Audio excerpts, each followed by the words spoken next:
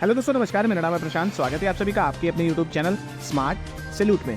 दोस्तों, प्रत्येक कांग्रेस शासित प्रदेश में पुरानी पेंशन योजना को बहाल करने के लिए या उस पर काम करने के लिए हर प्रकार से संभव प्रयास किया जा रहा है। अब एक खबर निकल के सामने आ रही है कि एक और कांग्रेस शासित जो प्रदेश है, पुरानी पेंशन योजना के कार्य के लिए एक समिति का पुनः गठन किया जाएगा। क्या है खबर, पूरा मामला आगे बताएंगे आपको इस वीडियो में। जानने के लिए, देखने के लिए बने रहिएगा वीडियो पे। चैनल पर नया तो चैनल को सब्सक्राइब कर लीजिएगा, बेल आइकन भी प्रेस कर लीजिएगा ताकि इस प्रकार के लेटेस्ट अपडेट आपको मिलते रहे और आप छोटे से छोटे अपडेट पाते रहे। तो चलिए बिना देरी करते हुए वीडियो को स्टार्ट करते हैं। दोस्तों, जो खबर आ रही है ये कर्नाटक राज्य से आ रही है, जहां पर पुरानी पेंशन योजना को कार्य करने के लिए एक समिति का पुनर्गठन किया जाएगा। राज्य सरकार के कर्मचारियों के विरोध के बाद कर्नाटक में भाजपा सरकार के अंत के दौरान एक सदस्यीय समिति का गठन किया गया था। मतलब कांग्रेस सरकार के आने से पहले भाजपा सरकार ने इस पर काम करने के लिए एक समिति बनाई थी, लेकिन उस समिति के द्वारा पूरा कार्य नहीं किया गया है। तो अब जो प्रेजेंट में कर्नाटक में जो सरकार है वो एक नई समिति बनाएगी और पुरानी पेंशन योजना पर इस पर फिर से कार्य किया जाएगा, इस पर फिर से विचार किया जाएगा। कर्नाटक सरकार ने 2006 के बाद सेवा में आए सरकारी कर्मचारियों के लिए पुरानी पेंशन योजना के कार्य करने का अध्ययन करने के लिए एक गठित समिति का पुनर्गठन करने का निर्णय ले लिया है। इस साल की शुरुआत में इस पर गौर करने के लिए एक अतिरिक्त मुख्य सचिव के तहत एक सदस्यीय समिति का गठन किया गया था। वर्तमान में नई पेंशन योजना के अंतर्गत आने वाले सरकारी कर्मचारियों के लिए ओपीएस का कार्यान्वयन है। राजस्व मंत्री के अनुसार नई समिति में 3 से 5 सदस्य होंगे।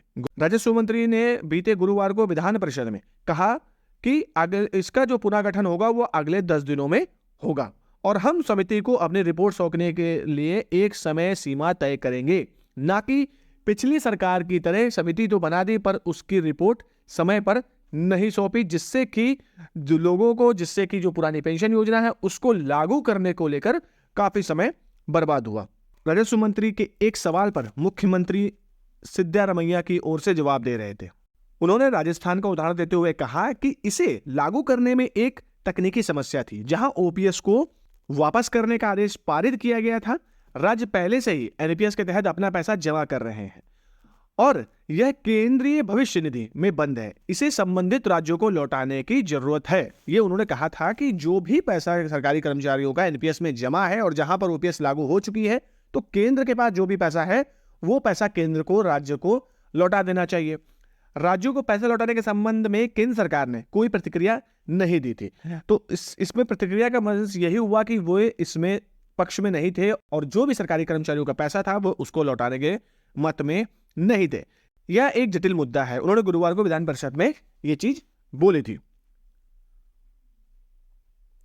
राज्य सरकार के कर्मचारियों के विरोध के बाद कर्नाटक में भाजपा सरकार के अंत के दौरान एक सदस्यीय समिति का गठन किया गया था। मई में चुनावों से पहले कांग्रेस ने अपने घोषणा पत्र में 2006 के बाद सेवा में शामिल होने वाले सरकारी कर्मचारियों के लिए पुरानी पेंशन योजना के विस्तार पर सहानुभूति पूर्वक विचार करने की पेशकश की थी। मतलब यह है दोस्तों कि 2006 के बाद जो भी सरकारी कर्मचारी, कर्नाटक राज्य के जो भी सरकारी कर्मचारी 2006 के बाद सेवा में आए हैं, उनको पुरानी पेंशन योजना देने के लिए कांग्रेस ने अपने घोषणा पत्र में इसका ऐलान किया था और वो अब इस पर अमल किया जा रहा है। इससे पहले भाजपा सरकार के द्वारा एक समिति बनाई गई थी इस पर संशोधन करने के लिए, पर उस समिति के द्वारा सही समय पर रिपोर्ट न सौंपी गई। तो इस कारण से कांग्रेस ने फिर से एक नई समिति का पुनर्गठन किया है, जो कि अब इस पर विचार करेगा, इस पर विचार विमर्श किया जाएगा और उसके बाद जो समिति है वो दिए हुए समय पर रिपोर्ट सौंपेगी। तो फिलहाल दोस्तों, कर्नाटक के जो भी सरकारी कर्मचारी हैं, हो सकता है वहां पर भी पुरानी पेंशन योजना लागू हो जाए। अब देखते हैं आगे खबर क्या आती है, क्या नया लेटेस्ट निकल के सामने आएगा।